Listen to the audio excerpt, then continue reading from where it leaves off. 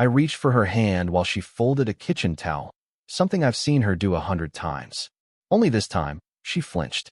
Not a dramatic jerk, just a small, involuntary recoil. A subtle withdrawal, like I was heat and she was wax, curling away before I could leave a mark. And it gutted me. Not because of what it was, but because of what it confirmed.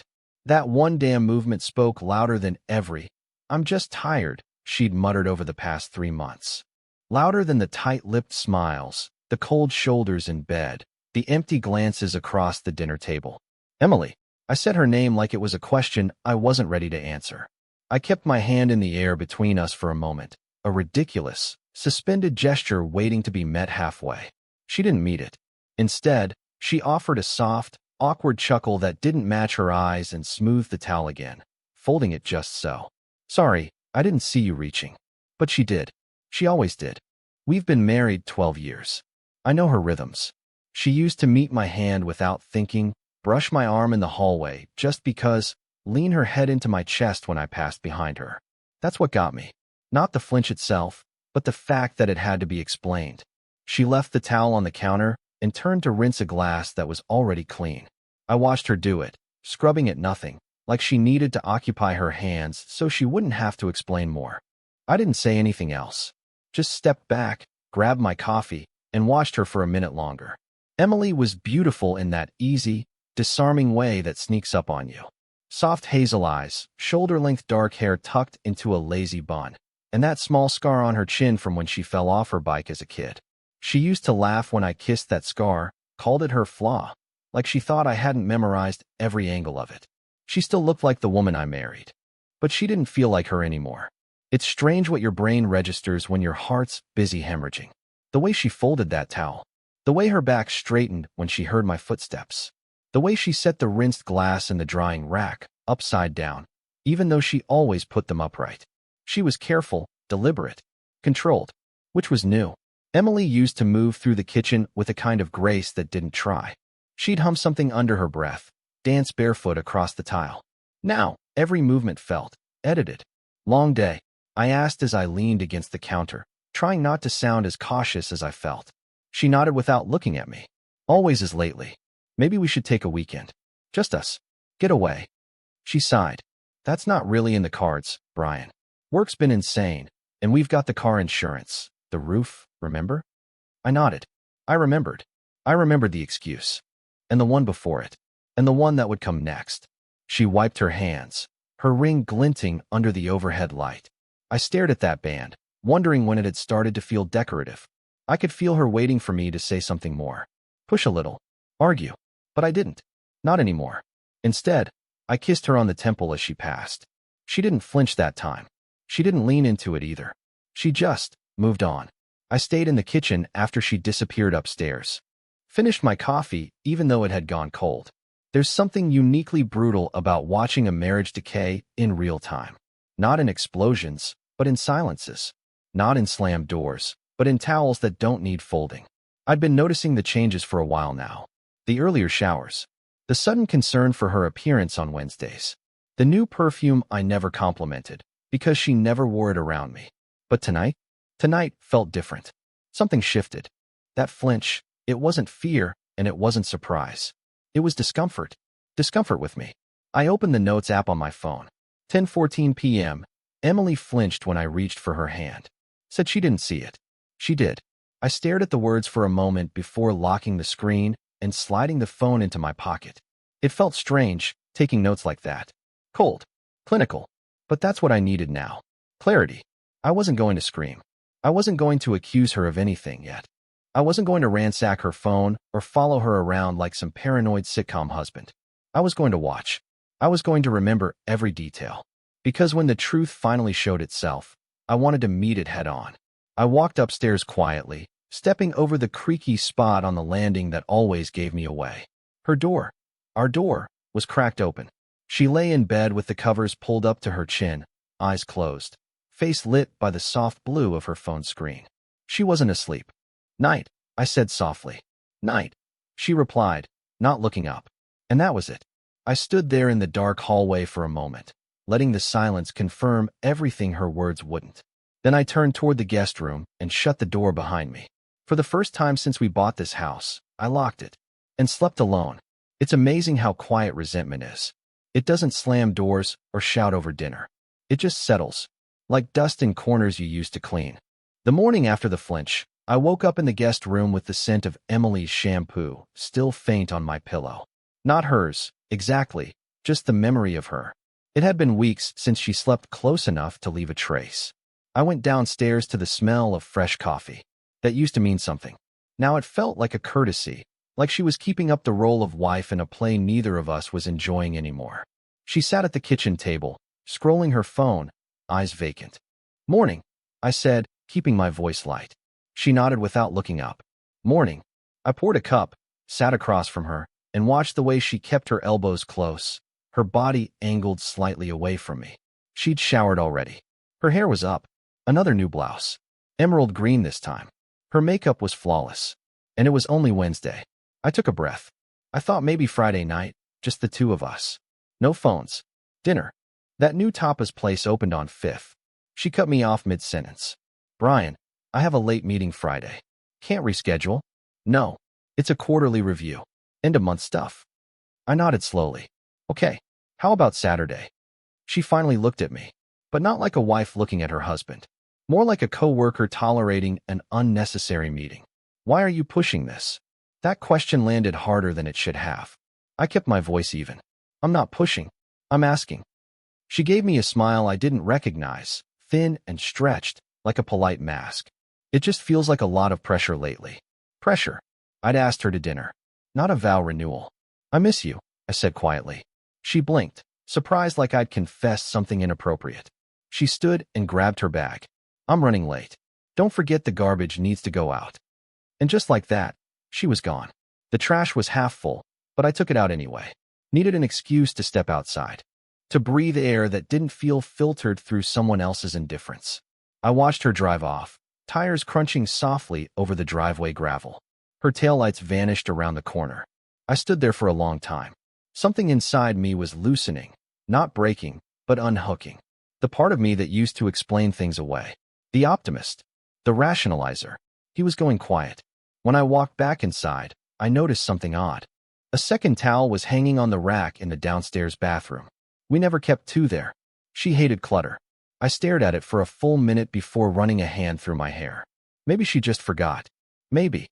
Later that night, I brought it up again. "We need time for each other, Em. Just an hour. Talk. Connect." She scoffed, her eyes fixed on her tablet. "You make it sound like we're strangers." I swallowed hard. "Aren't we?" She laughed, but not kindly. "You're being dramatic." I stared at her. "I think you're avoiding me." "Jesus, Brian, I fold the towels wrong. I'm too quiet. Now I'm avoiding you." "You flinched last night," I said.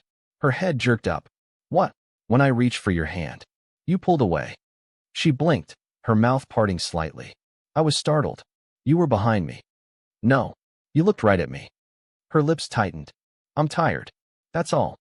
"No, Emily," I said. "You're not tired. You're gone." The silence that followed felt like the drop before the roller coaster tips. She stood up. "I'm not doing this." "Doing what?" "This guilt-trippy, passive-aggressive husband routine. You want to interrogate me because I'm not on all the time? Maybe I'm allowed to have my own space." "You have all the space," I said, my voice barely above a whisper. Her jaw worked, like she was biting back words she didn't trust herself to say. Then she turned, walked down the hall, and shut our bedroom door. I didn't follow her. The next morning, I moved my clothes to the guest room. Quietly. No announcements. No petty drama. She noticed, of course. That evening, while brushing her teeth, she paused and asked, "So you're sleeping in there now?" Seemed easier. She stared at me in the mirror. "Wow." I just nodded. That night, I started something I never thought I'd need to do. I checked our accounts. Not obsessively, just curiously. Her credit card had 3 charges at boutique stores I didn't recognize. One was for a place downtown that specialized in evening wear. She hadn't worn a dress for me in over a year. I started keeping a log. Small things. Time she left. Time she returned. Outfits. Days she showered twice. All of it. No accusations. Just patterns. She wasn't careful. That told me a lot. By the end of the week, I'd separated our savings into 2 distinct online vaults. Not a lot, just enough. She didn't even notice the change. Or if she did, she didn't ask. The hardest part wasn't the distance. It was how easy she made it. She didn't fight, didn't cry, didn't ask why I was sleeping in the other room. She wasn't angry. She was indifferent. And that was worse. I remembered reading somewhere that hate and love are still forms of passion. But indifference? That's the death of it. So I watched. And I waited. And in the quiet between her excuses, I started hearing the truth. It was just a matter of time. There's something surreal about watching your marriage from the outside. Like you've slipped into a parallel version of your life where everything looks familiar, but none of it feels true. I was existing in that space now, quietly, deliberately, observing. It was a Thursday when the first piece slid into place. She said she had a volunteer shift. She'd picked up a few at a local food pantry in the evenings. It had started a few months back, a way to give back, she'd said. I supported it. At first. But that night, she was dressed wrong for charity. Not provocatively, not exactly, but with intention. Makeup she didn't usually wear. That dark wine-colored lipstick. Heels. The same perfume I used to compliment. She walked past me in the hallway, brushing on that same bitter smile. Don't wait up. I won't, I replied. But I did. I waited 15 minutes. Then I grabbed my coat and keys and followed her. She hadn't seen me. I took the side street, headlights off, trailing from far enough to stay unnoticed. It was just after 6 p.m. when she parked in front of the old brick building that wasn't the food pantry. It was a cafe, small, warm lights, intimate. I parked a block away, walked slowly, cautiously, slipped into the shadows across the street, behind a row of potted trees outside a closed boutique. That's when I saw him. He was already at the table. Mid-30s, clean cut, blue blazer. Handsome, in a curated way. Expensive haircut, too polished to be casual. He smiled when he saw her walk in, and not the friendly kind. It was warm, familiar, like he knew how her mouth tasted. And Emily? She smiled back. Not the smile she gave me. Not the flat, tight-lipped expression I'd been rationed for months. This one touched her eyes. She lit up like I hadn't seen in years. She sat close. Too close. The kind of closeness that lives in the space after secrets. They didn't kiss. Nothing that bold. But body language doesn't lie. She tucked her hair behind her ear when she laughed. Leaned in. Touched his wrist once. Lightly, deliberately. I took a picture. Just one. Them at the table. Her hand mid-air, his leaning forward. Smiles that were too easy. No accusations. No confrontation. Just proof. I didn't go inside. I didn't storm the table or cause a scene. I just turned, walked back to my car, and sat behind the wheel for 10 full minutes, staring at nothing. It wasn't shock. Not anymore. It was confirmation. On the drive home, I kept seeing her smile in my head. The one she gave him. The one she used to give me when she woke up next to me on a Sunday morning, her legs still tangled with mine. I hadn't seen that smile in. God, how long? At home, I poured myself 2 fingers of bourbon. Sat in the dark living room with the glass resting against my knee. No music. No TV. Just the faint hum of the fridge and the sound of my own heart thudding in a quiet I'd grown far too used to. I pulled up the photo on my phone again. Zoomed in slightly. His hand was resting close to hers. Their knees almost touched. Her wedding ring caught the light, but that didn't mean anything anymore. I took another note. Thursday, 6:14 p.m., Emily at a cafe on 9th. Not the food pantry. Sat with unknown man. Took one photo. Smiles, proximity. I kept it clinical. Clean. Like I was cataloging something for future reference. Because I was.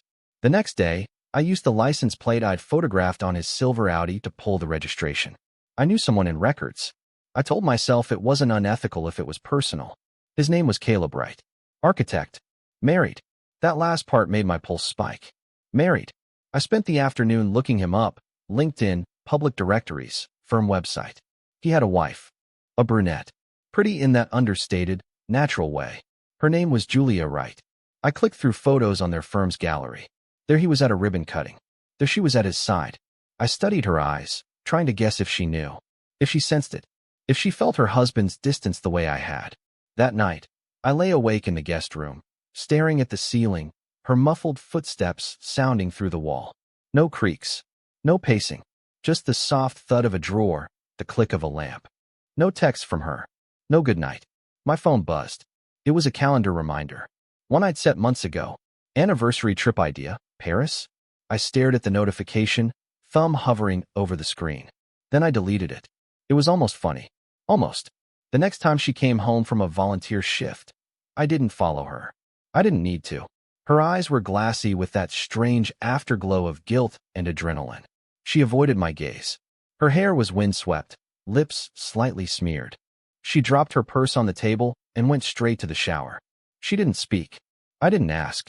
She'd stopped kissing me months ago. But now, it wasn't absence. It was avoidance. Another note. Saturday, 8:48 p.m., Emily returns home. No eye contact. Showered immediately. Lipstick smudged. No food pantry reference. Still no confrontation. I wanted more than rage. I wanted clarity. And now I knew who she was seeing. Soon, I'd know who he was married to. And maybe, just maybe, she'd want the truth as much as I did. It took me 3 days to work up the nerve. I wasn't afraid of confrontation. That wasn't it. I was afraid of confirming the rest of what I already knew. There's a quiet mercy in uncertainty. When you're only pretty sure, there's still room for hope. But I didn't want hope anymore. I wanted truth. Julia Wright lived in a quiet neighborhood just west of downtown. Brick sidewalks. Sycamores lined in soldier formation. Her house matched the photos I'd seen online. White shutters, slate blue siding, flower boxes that hadn't been watered in weeks. Details, I noticed everything now. I parked a few houses down. Sat in the car for a minute, watching the way the curtains fluttered in her front window. Wondering what kind of person she was. Wondering how many late nights she'd already written off as project deadlines and client dinners. I didn't bring evidence. No printouts. No photos. Just my phone, and the look I'd seen in her husband's eyes across that cafe table. When I rang the doorbell, I heard footsteps approach slowly. No rush. No urgency. The door cracked open and there she was, petite, composed, early 30s, dressed like someone between errands. Bare face. Sharp eyes. She looked at me like she knew she should recognize me, but didn't. Can I help you? I nodded, quiet. I think so. Her eyes narrowed slightly. I'm Brian, I said. I believe our spouses know each other. A beat passed. I saw her mouth tighten, just enough to confirm that she understood more than she was letting on. She opened the door wider. You'd better come in. Her living room was spotless, but lived in. Throw pillows slightly misaligned. A tea mug still warm on the side table. A paperback with a bookmark tucked halfway. There was no artifice. No masks. We sat opposite each other.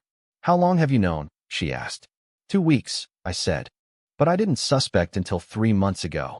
She nodded, her mouth hardening. Caleb's been distant for a while. I figured something was wrong. Just didn't know who. I followed my wife, I said plainly. Last Thursday. She said she was volunteering. I watched her walk into a cafe. Your husband was already waiting. Julia looked away for a moment. Not to cry, just to absorb. I pulled up the photo on my phone and turned it toward her.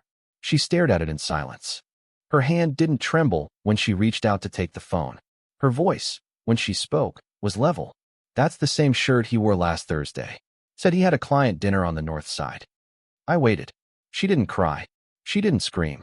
She just handed the phone back to me and folded her hands in her lap. Did they touch? She asked. I shook my head. Not in that photo. But it was close. Smiles. Leaning in. It wasn't business. No, she said quietly. It wasn't. We sat in silence for a while, two people in the same boat, floating in the wreckage of parallel lives. I'm not here to blow things up, I said finally. Not unless you want to. Julia looked up. You want to catch them? I want clarity, I said. I want to stop doubting my own instincts. I want to stop making excuses for her. She nodded slowly. Me too. We talked for an hour. Compared stories. Her timeline overlapped with mine. Same nights out, same half-truths. Caleb, it turned out, wasn't subtle. He used a company card on dinner receipts. He once left a voicemail on her phone meant for someone else. Emily, most likely. Called her E. Julia hadn't confronted him. Not yet. I wanted to be sure, she said. And if you hadn't shown up today? I don't know. Maybe I would have just kept pretending. I understood that. Too well. When I asked her what she wanted to do next, she didn't hesitate. I want to see her face when she realizes I know. I didn't smile. But I understood. I want her to see mine too, I said. We made a plan. Nothing theatrical. No yelling. No chaos. Just precision. I'd tell Emily I needed her home at a specific time, 6 sharp, Friday evening. No excuses. She wouldn't listen, not easily. But I'd hold the line. Julia would walk in with me.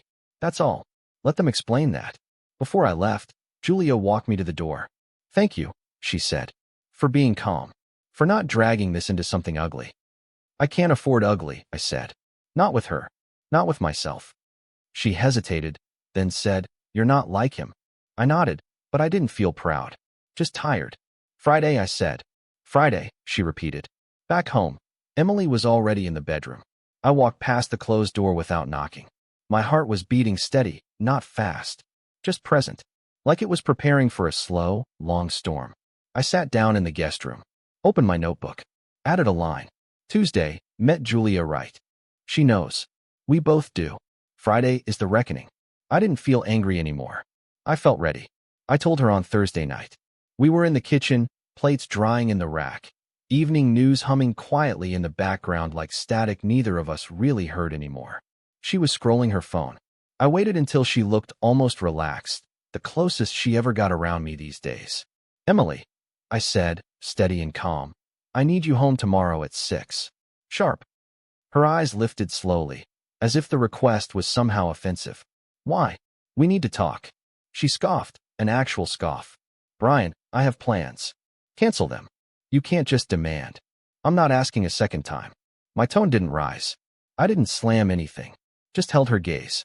6. She stared at me, jaw tight, waiting for anger that never came.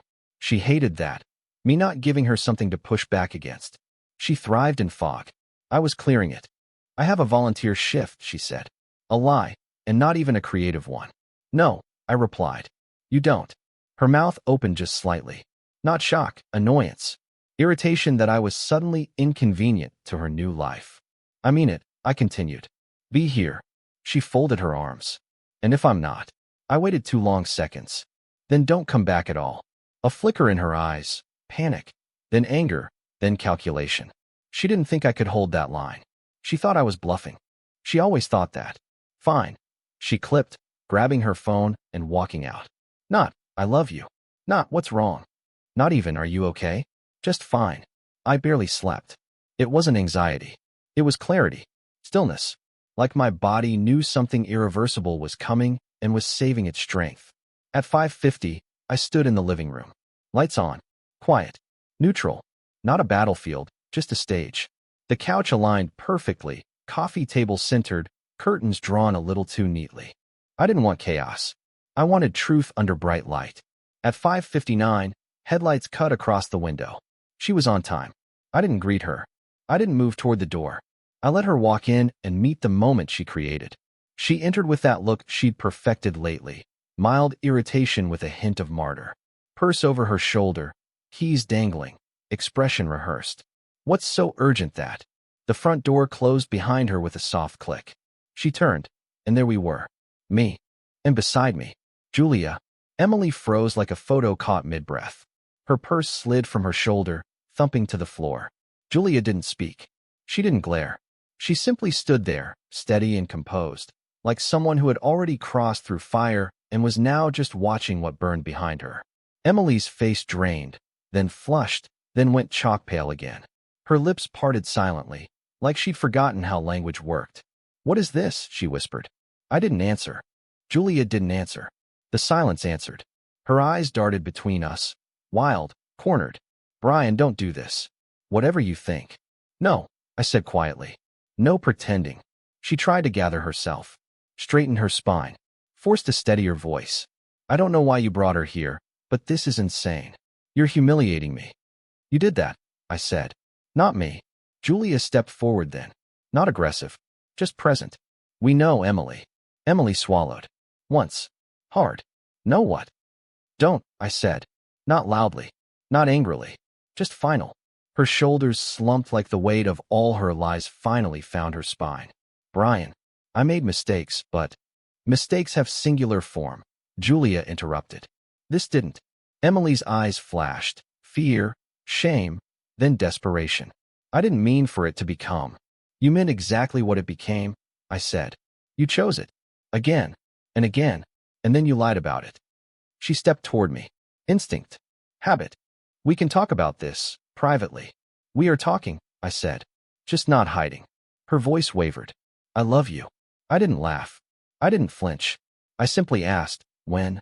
That one word broke her composure. Tears sprang, fast and messy, born of panic more than grief. Please, Brian. Just listen. I listened for months, I said. To silence. To distance. To excuses. Now it's your turn. She shook her head wildly, tears streaking. It wasn't like that. I pulled my phone from my pocket. One photo. The cafe. The smile. Her leaning in, lit from the inside in a way she hadn't been with me in years. She saw it, and the fight drained out of her limbs. She didn't deny it. Couldn't. She just crumpled into the arm of the sofa, shoulders trembling silently. Juliet didn't look at her with victory. Just sadness. Shared sorrow between strangers. I'm giving you options, I told Emily quietly. Not a scene. Not destruction. Just truth. Pack a bag. Stay with your sister. We'll talk logistics later. She stared up at me through wet lashes. You're kicking me out. No, I said. I'm letting you leave with dignity. Her breath hitched. And us? What about us? There is no us right now, I answered. There's who we were. And who we are. And they no longer match. Her tears came harder then. Not dramatic. Not manipulative. Just too late. You have 30 minutes, I said softly. Then I changed the locks. She didn't move right away. She stared at me like I was someone she used to know. Then she stood. And for the first time in a long time, she didn't look superior. Or distant. Or annoyed. She looked small. Broken. And honest. She walked down the hall toward our bedroom. Footsteps slow. Each one heavier than the last. Julia and I stood in the quiet. Not triumphant. Not cruel. Just breathing in the end of something. She whispered, you handled that kinder than most men would. I shook my head. No. Just cleaner. There's already enough damage. We waited. And for the first time since she flinched from my touch, I felt something like peace. Not happiness, but peace. The kind that comes when truth finally sits in the room and refuses to leave. She didn't argue. That was the part that stuck with me as I watched her from the guest room doorway. She packed in silence. No begging. No fights. No accusations flung like knives. Just folded clothes, one by one. The sound of hangers. A small overnight bag that she struggled to zip. Like her hands didn't quite belong to her anymore.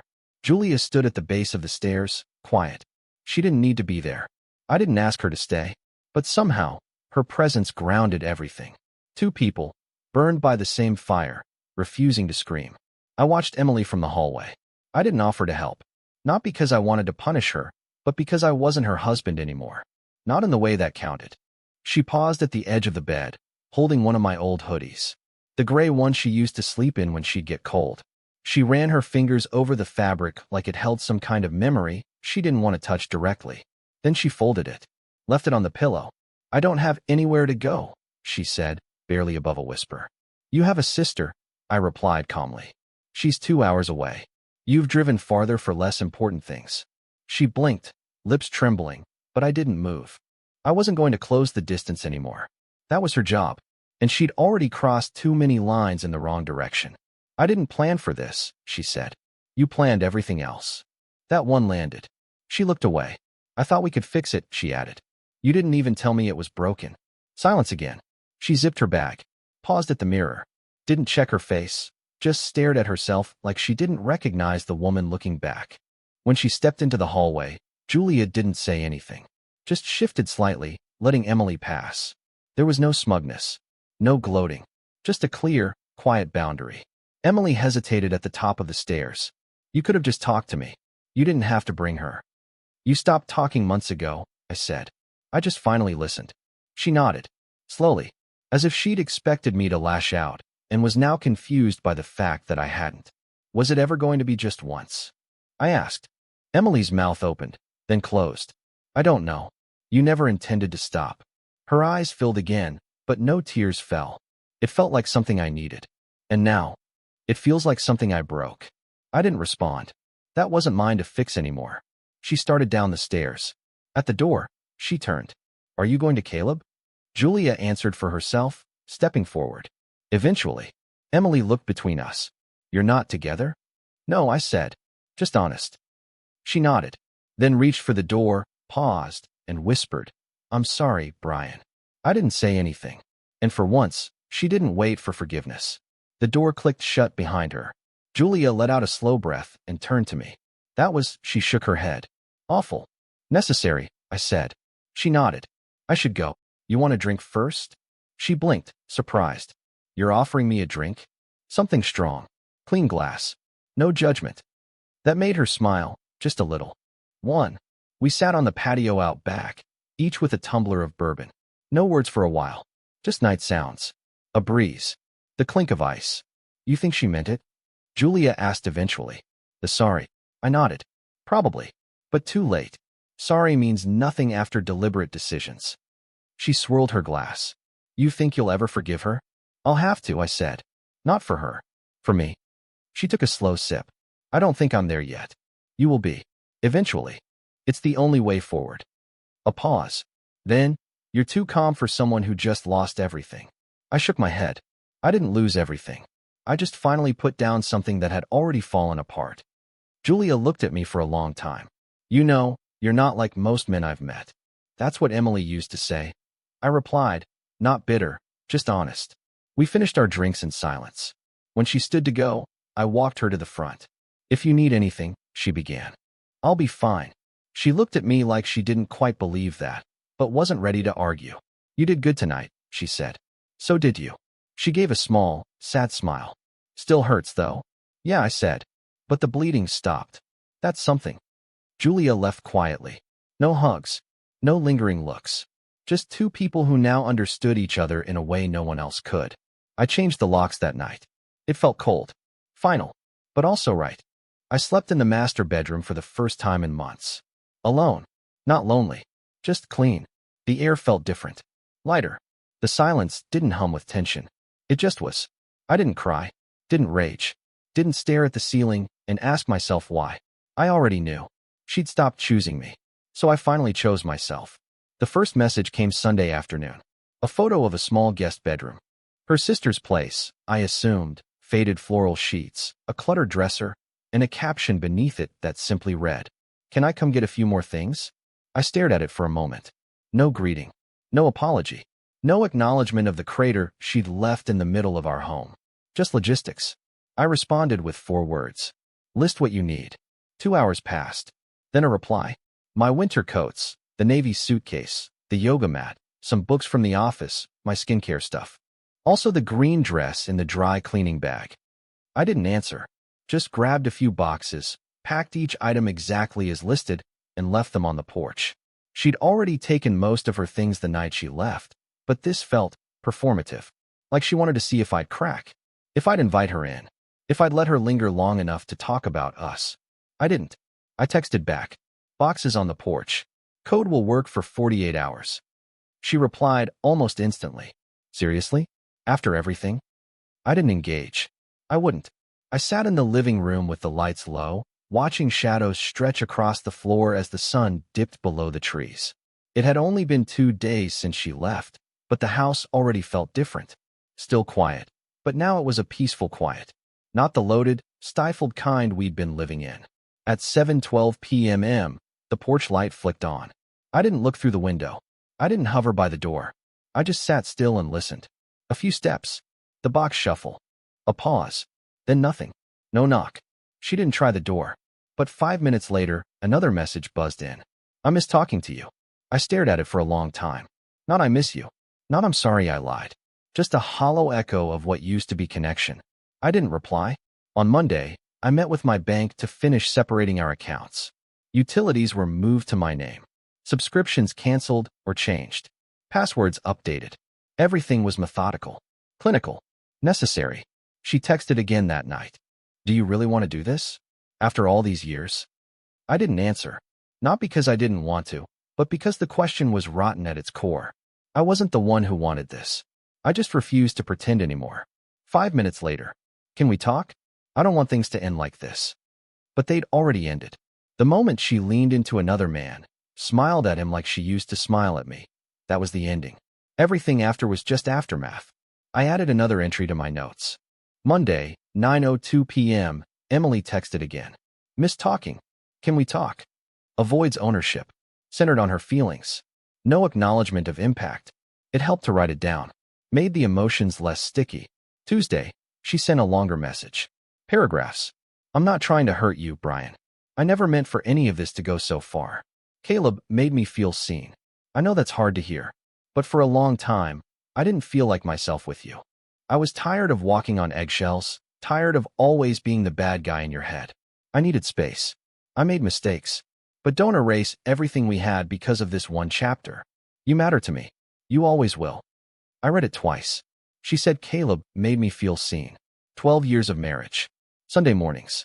Anniversary trips. Late-night confessions. And it all got reduced to a man she'd known a few months and a sentence that somehow made it my fault. I didn't respond.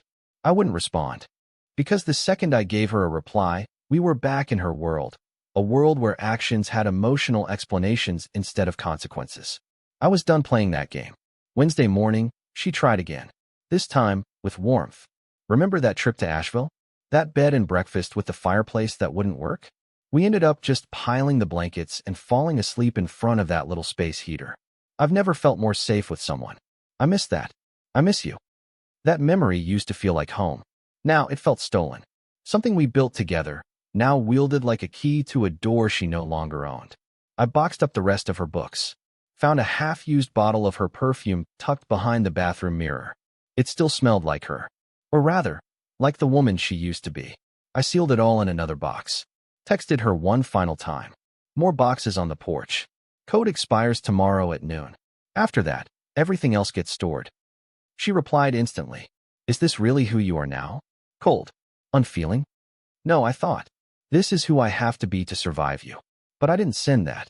I just powered off my phone. And for the first time in months, I slept through the night without waking up angry. Not because I had the last word, but because I no longer needed one. We didn't make a grand plan. No theatrics. No revenge fantasies. Just a time. A place. A knock. It was Julia's idea. Closure isn't loud, she'd said.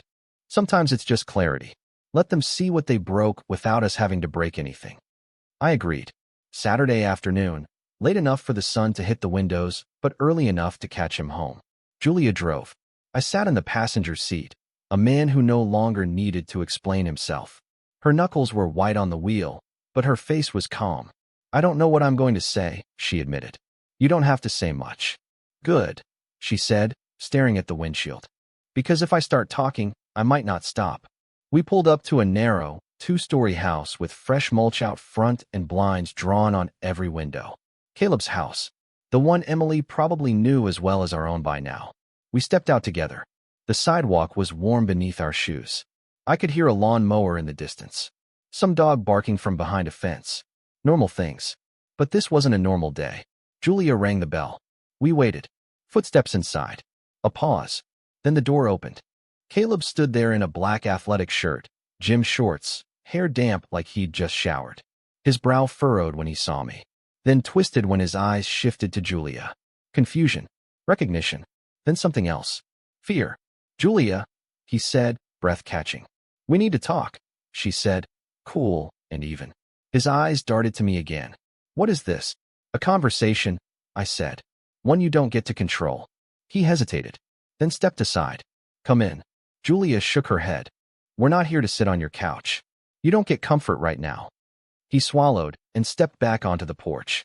I know about Emily, I said. His jaw tightened. It wasn't. Don't lie. Julia cut in. Not to me. Not to him. Not to yourself. He looked at her, eyes softening, like he was about to launch into some speech about mistakes, about loneliness, about how it just happened. She didn't let him. You started something with a married woman, she said. You lied to your wife. You put our home, our marriage, our lives at risk. And you did it behind our backs for months. It wasn't supposed to get serious, he muttered. That made me laugh, a dry sound I hadn't meant to release. Do you think that makes it better? He glanced at me, guilt flickering behind his eyes. Brian, don't. I interrupted. You don't know me. You know my wife. My former wife. And you can keep her, if that's what you want. But you'll do it knowing what you are now. And so will she. Julia stepped closer. You should pack a bag. What? You won't be staying here long, she said. I'll be back when I'm ready. And you won't be. You're kicking me out. No. she said, almost kindly. I'm giving you the same gift you gave me, distance. He looked stunned, like the reality of consequences had never occurred to him. I'll mail you a list of what I want to keep, she said. You can leave your key on the counter. Jules, please. No, she said. You don't get that name anymore. For a moment, I thought he might yell or collapse, but he just stood there, on his own porch, looking exactly like the coward I suspected he was, small, weak, speechless. We turned without waiting for a response. At the car, Julia paused. That was easier than I thought. I glanced back once. Caleb still stood there, unmoving, watching the wreckage he caused finally pull away from the curb. Because it was real, I said. No need to perform. She nodded, then stared straight ahead. He'll probably message me later. Try to explain. You going to respond? No, she said, voice tight. Because I want peace more than I want an apology. We drove in silence for a few minutes. The kind that didn't feel heavy, just necessary. My hands were relaxed on my lap. Her grip had loosened. You okay? I asked quietly. Not yet, she said. But I think I'm getting there. Same. That night, I grilled myself a steak, poured a glass of red wine, and played music through the living room speakers. Something slow, soulful, the kind of thing Emily would have mocked for being too moody. I liked it. I liked the silence afterward even more. I stepped outside. The air was cool against my skin. I could smell someone's dryer sheet on the breeze. I closed my eyes. No footsteps upstairs. No phone screen lighting up across the room. No lies hanging in the air like secondhand smoke. Just space. And the sound of something old finally letting go. The house was quiet in a way that no longer felt haunted. In the first week after Emily left, I kept expecting echoes. Her footsteps upstairs, the sound of drawers opening, the faint clatter of her ring against the kitchen counter when she took it off for no good reason. But none of that came. Just stillness. No apologies left in the corners. No drama waiting to unfold. I cooked for myself. Bacon in the morning. Steak at night. Left the dishes in the sink when I felt like it. I played jazz in the afternoons and podcasts in the evening, filling the space with voices I chose. Not silence I had to endure. On day 4, I got rid of the duvet she always insisted we keep. It was too heavy, too warm, and reminded me of compromise I no longer had to make. I replaced it with a light quilt, navy blue. Mine. That first Friday, I slept until 10:15 without guilt. It was a small thing, but it felt like breathing. Julia texted me a few times that week.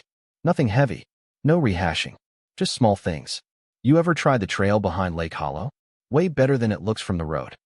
If you need a good bourbon wreck, Rabbit Hole Cave Hill. Low burn, smooth finish. Found this and thought of you. Attached, a meme of a guy holding 2 mugs labeled emotionally mature and vengeful, sipping both. I laughed at that one longer than I should have. I didn't read into her messages. Didn't assume intent. But I appreciated them. She wasn't hovering. Just reaching. And only with honesty. I replied when it felt right. Tried that trail. You were right. It's quiet in a good way. I owe you a bourbon recommendation in return. Boulight's Toasted Barrel. Not flashy, but reliable. I haven't laughed at a meme in weeks. That one got me. Thanks. Our messages became a rhythm. A quiet exchange between 2 people who had seen each other at their most exposed and chosen to meet it with grace. Not promises. Not rebound intimacy. Just respect. One night, I stood in the kitchen with a bowl of pasta, staring out at the backyard. The patio light cast a gentle glow across the grass. No motion, no shadow, just a kind of emptiness that finally didn't feel punishing. I remembered Emily telling me once that solitude made her anxious. She couldn't be in a quiet house without the TV on or something playing in the background. I never realized how much of my stillness I'd given up for her noise. Now I took it back. I read more, walked more, cooked more, and didn't need anyone to comment on it or give me permission. One night, I picked up my guitar again. It had collected a fine layer of dust in the corner of the office. I hadn't touched it in months, maybe longer. I played the first few chords of a song I used to love, slow, melancholic, rich with ache. My fingers stumbled a little, then found their rhythm again. I didn't play for her. I didn't play for anyone. Just for me. A week later, I got an envelope in the mail. Emily's handwriting. Inside, the signed paperwork for the separation. No letter. No note. Just signatures. I stared at it for a long moment. Not because I had second thoughts, but because that one signature, That familiar handwriting marked the end of a version of myself I'd lived in for over a decade. I filed it with the rest of the documents. Didn't even pour a drink. I didn't need to numb anything. The wound wasn't bleeding anymore. On Sunday, I hiked the Lake Hollow trail Julia had mentioned. Early morning, mist still on the ground, birds flitting between branches. I kept my phone in my pocket and took my time. Halfway through, I found a quiet overlook.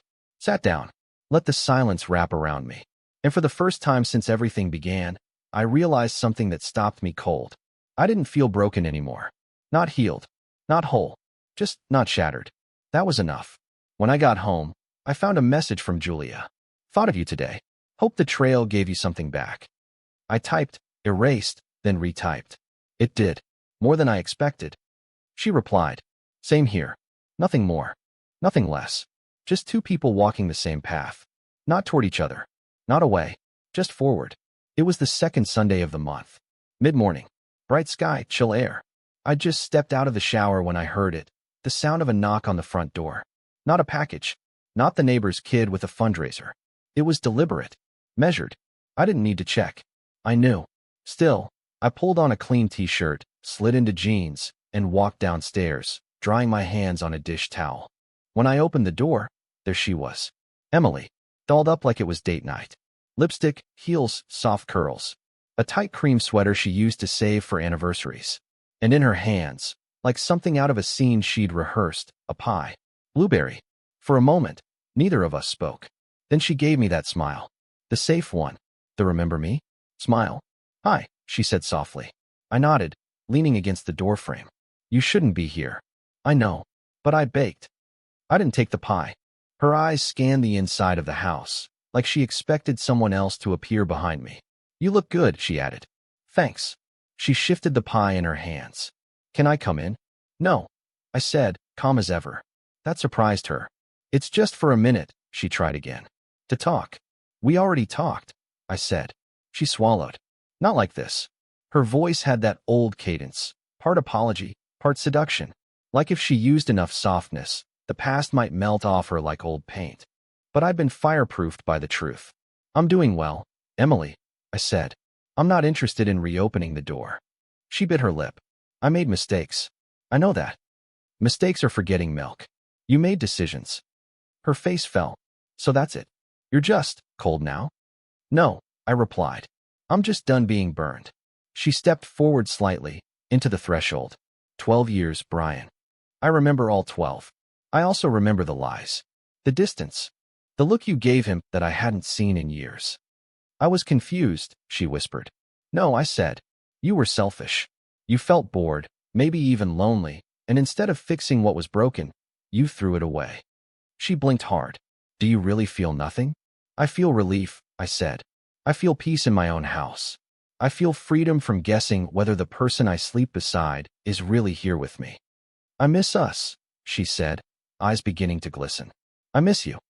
No, I said again, quieter this time. You miss the version of me who kept forgiving you before you even apologized. She looked down, holding the pie like a shield. You said you'd always love me, she murmured. I did, I replied. But I also said I'd walk away if love started to hurt more than it healed. That stopped her. A long silence followed. Then, barely audible, you've changed. I had to. She didn't move. Just stood there, breathing a little too shallow, hoping for a pivot that wasn't coming. I nodded at the pie. You can leave that if you want, but it'll stay on the porch. She looked up, startled. What? This is the last time you come here uninvited. From now on, anything you need, you text. Anything you want to drop off, you leave it. Anything else, we don't do that anymore. Her face crumpled, not a full breakdown, but the beginning of one. You really mean that? I do. She took a shaky breath. I thought maybe, with time. I gave you time, I said, and space, and the benefit of the doubt. You used all of it on someone else. Tears finally fell. I didn't rush to wipe them. I didn't take her hand. I didn't offer the shelter she was clearly hoping for. Because shelter isn't something you get back after you burn it down. She turned after a moment, placed the pie on the porch railing, and walked back toward her car with shoulders hunched but steps steady. She didn't look back. Neither did I. I let the pie sit there all day. At sunset, I carried it inside.